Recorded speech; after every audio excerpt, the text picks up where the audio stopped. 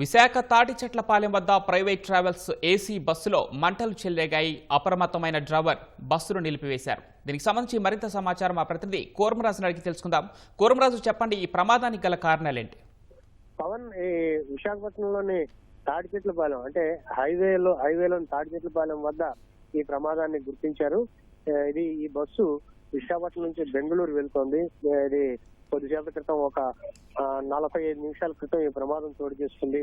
Bus engine లోంచి మంటలు రావడాన్ని గుర్తించారు. తీవ్రమైన పొగ వస్తుంటే డ్రైవర్ కి అనుమానం వచ్చి వెంటనే బస్సును నిలిపేయడం జరిగింది. నిలిపేసి బస్సులో ఉన్న ప్రయాణికులందరినీ ముందు క్షేమంగా బయటికి దింపేయడం జరిగింది.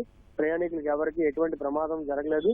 ఆ బస్సులోనే ఉన్న అగ్నిమాపక యంత్రాలతోటేమో మొత్తం ఆ పొగని కింద మంటల్ని కూడాను అదుపు చేయడం జరిగింది.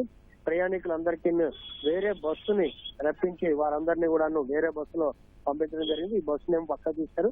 ఈ బస్సులో ఎటువంటి లోపం ఉంది, ఏ రకంగా ప్రమాదం జరిగింది, అవన్నీ కూడాను అగ్నిమాపక సిబ్బంది విచారణ చేస్తున్నారు. ధన్యవాదాలు కోరమరాజు.